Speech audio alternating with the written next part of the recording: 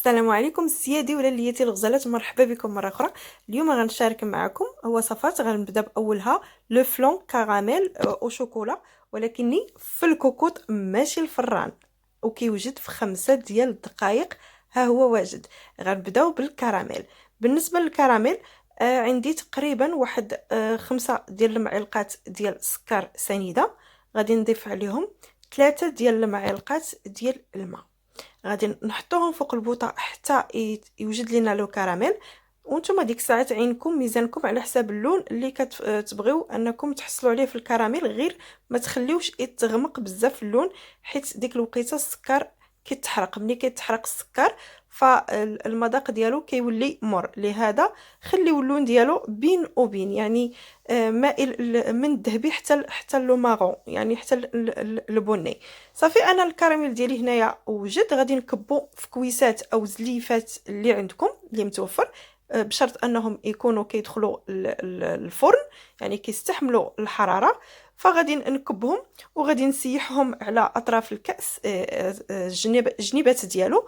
ونفس الكاسرول او الطنجره اللي طيبتو فيها الكراميل، غادي نضيفوا عليها نصف لتر من الحليب. انا هنا كان عندي ناقص تقريبا داك نصف لتر واحد الكاس، فانا غنعطيكم مقادير المضبوطه ديال نصف لتر. لهذا نصف لتر ديال الحليب غنحتاجوا معهم 3 المعالق ديال السكر، او تقدروا تنقصوا نتوما الحلاوه الا ما بغيتوش الحلاوه بزاف. غتخليوه حتى يذوب معاه داك الكراميل اللي كان جمد في القاع ديال الطنجره، ويتخلط مع الحليب ويولي اللون ديالو بني. انا هنا واحد الاضافه زدتها ديال الكاكاو، معلقه ديال لو بودغ كاكاو، بودره الكاكاو كاضافه تقدروا تستغناو عليها، تخليو غير مذاق الكراميل فقط. صافي زدت هاد المعلقه وغادي نخلط مزيان. نتوما عارفين البودره ديال الكاكاو مع الحليب سخون فهو ما كيمتزجش مزيان، لهذا خصكم تفويوه مزيان مزيان مزيان. غادي نوجدوا واحد 2 البيضات مع واحد 2 ديال لي ساشي نتاع السكر فاني، حيت عارفين نتوما البيض عنده ديك الزفوريه، فغادي نحيدوها بداك لو فاني ونيت كيعطي لو غو ديالو مزيان. غادي نطربوه مزيان. وفي هذه المرحله ضروري تردوا البال، لان الحليب سخون. غادي نضيفوا عليه هذاك البيض، فما تحبسوش من التحريك، وضيفوا شويه بشويه شويه بشويه، وانتم مع التحريك وبسرعه باش هذاك البيض ما يطيبش لكم، وبالتالي غيخسر لكم هذا الفلون، ما غاديش ينجح لكم، ما غاديش يصدق. يكفي انكم تبعوا هذه المراحل بدقه. نبقاو نضيفوا البيض شويه بشويه وحنا كنحركوا بسرعه بسرعه بسرعه.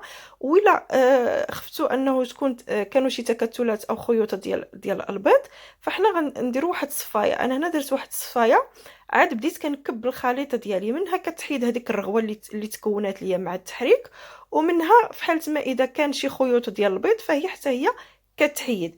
كنبقاو نضيفوا الخليطه ديالنا في الكؤوس او الزليفات اللي عندكم، ومن بعد غادي نغطيهم بالسلوفان، بالبلاستيك. غادي نغطيهم مزيان حتى القاع، حتى لتحت ديال الكاس، باش ما نتجنب انهم يدخل ليهم الماء.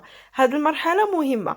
غناخذ الطنجره ديالي اللي غادي نطيب فيها، غادي ندير الماء يكون سخون، ولكني تقريبا واصل للربع ديال الكاس، ماشي حتى النص، لانه اون فوا غادي يبدا لي الماء فهو يقدر يوصل للسطح ديال الكاس. لهذا اون فوا نحطوا الكؤوس والماء ساخن، غادي نسدو على الكوكوط ديالنا وغادي نحسبوا 5 دقائق. من بعد ما غادي تبدا تصفر الكوكوط 5 دقائق، لا اقل ولا اكثر. ها هو الفلون ديالنا واجد. هو هذا من بعد ما كان طاب ليا اوجد ليا، فانا دخلته للثلاجه يبرد. صافي من بعد ما كيبرد فانا كنزولو بكل سهوله بحال الفلون العادي تماما، كيجي تماما بحالو.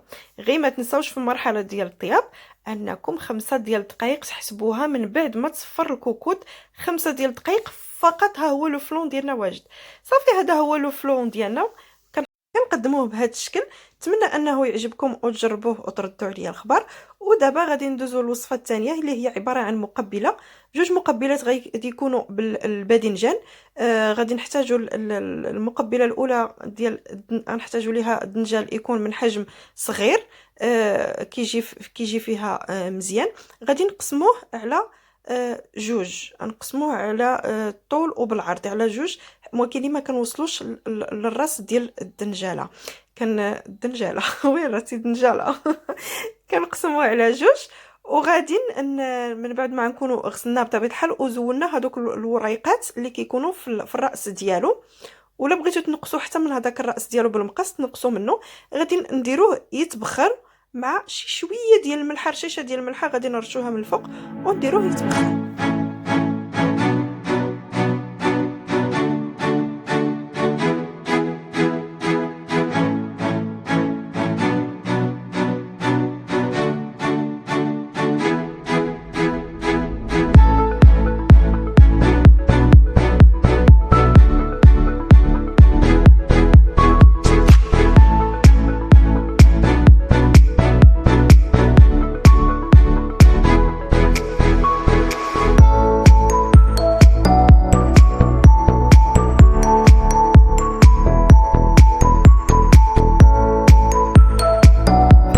اللي كيتبخر ليا فيها الدنجال ديالي غادي نحط مقيله وغادي ندير فيها تقريبا واحد نص كاس ديال زيت البلديه، زيت العود.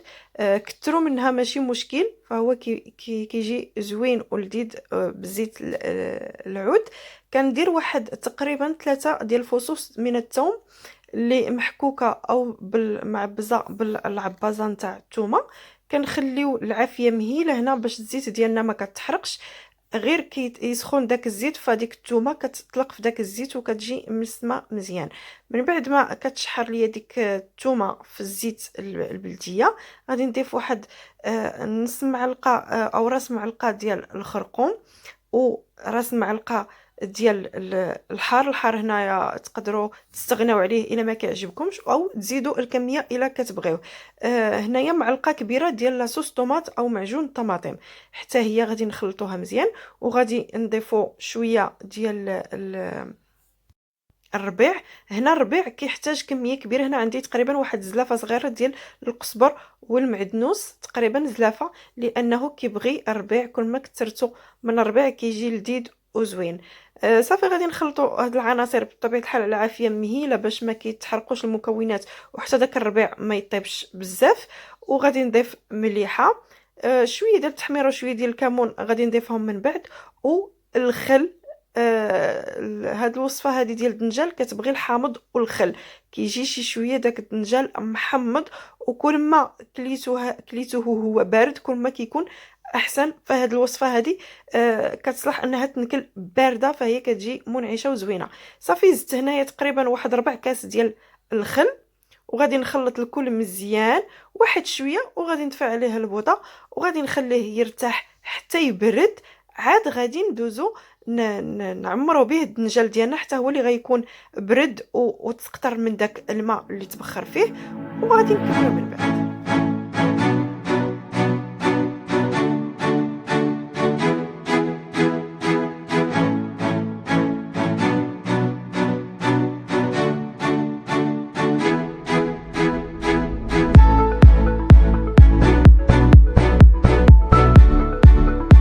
صافي هنا من بعد ما كيبرد لينا الحشوه وكيبرد لينا حتى الدنجال، حنا كنعمروه بديك لاصوص ديالنا مزيان في الوسط ديالو، وكندهنوه حتى من برا باش كيتشرب مزيان داك لاصوص وكيتلذذ بها. صافي هذا هو الدنجال ديالنا. هذه هي الطريقه الاولى ديال الدنجال، كيجي على هذه الطريقه وعلى هذا الشكل هذا. كاين اللي كيبغي يغاتينيه فتقدروا ديروا لاصوص طوماط مطيشه وكديروا لها حتى هي نفس الشرموله، وكتحطوا هاد الدنجال من بعد ما كتعمروه بنفس الطريقه وترشوا عليه شويه ديال الفرomاج، تدخلوه الفران كيجي غراتيني.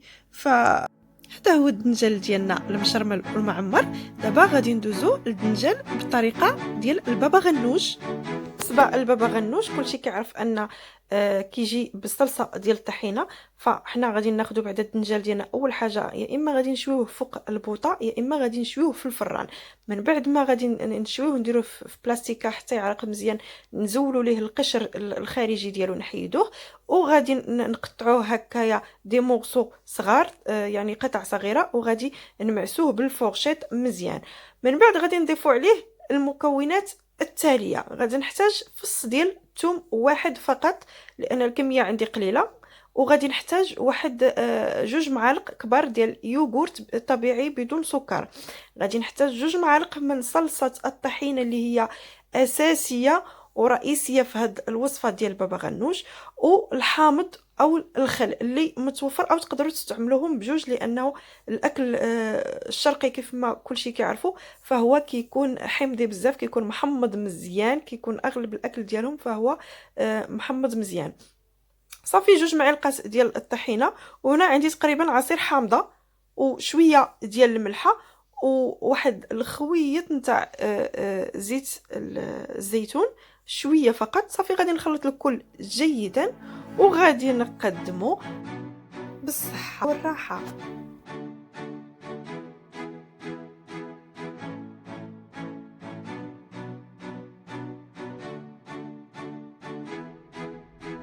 فدابا غادي ندوزو للستيك ديالنا. بالنسبه لهاد الستيك انا عندي تقريبا 500 غرام، نصف كيلو.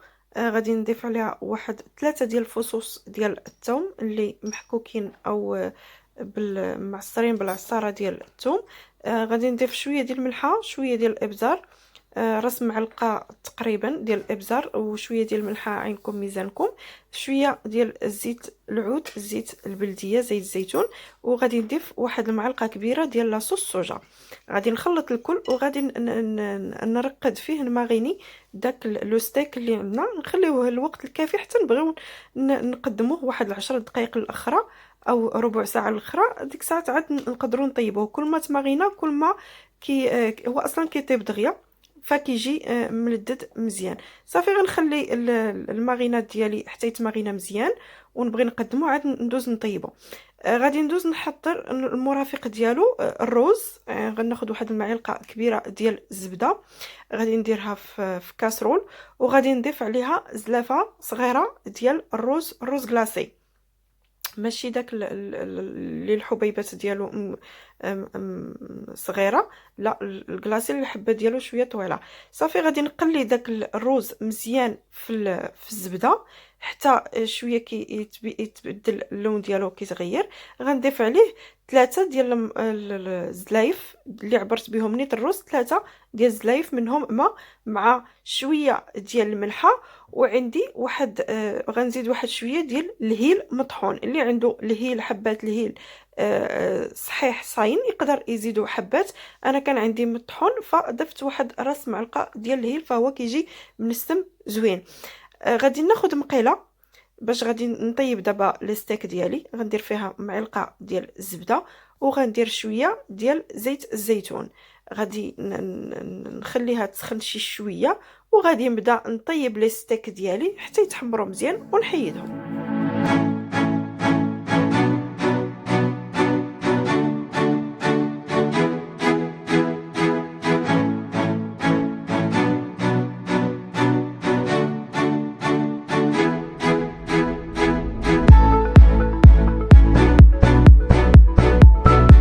فمن بعد ما غادي يطيبوا ليا لي ستيك ديالي في نفس المقلاة غادي نضيف عليها لي شامبينيون. اللي عندهم لي شامبينيون فريش يعني يكون احسن، اللي ما عندوش يستعمل الفطر المعلب. انا هنا ضفت واحد شويه ديال الفطر المعلب، غادي نضيف عليه شويه ديال الملحه وشويه ديال الابزار وغنخليه يتقلى واحد شويه مزيان. عاد غادي نضيف عليه واحد معلقه ديال الدقيق باش نصايب اون صوص بلونش كوم صوص بيشاميل. واحد المعلقه صغيره بحال معلقه ما عمراش مزيان ديال الدقيق، غادي نحمصها شي شويه في ديك لاصوص وغادي نضيف عليها الحليب. هنا عندكم الاختيار، اللي عنده الكريمه يقدر يضيف الكريمه ويستغنى على الدقيق، سينو غادي ديروا معلقه ديال الدقيق وتزيدوا عليها الحليب. فهنا الحليب غنبقى نضيف شويه بشويه حتى نوصل للكثافه اللي بغيت ديال لاصوص، وغادي نطفي عليه. هذا غنكونوا كملنا الطبق ديالنا. نتمنى ان الاطباق ديال اليوم تكون نالت الرضا ديالكم وعجباتكم، ولا عجباتكم ما تبخلوش عليا بالتعاليق الزوينه ديالكم. لاول مره غيشوف القناه فضلا وليس امرا يدير اشتراك. خليت لكم الراحه.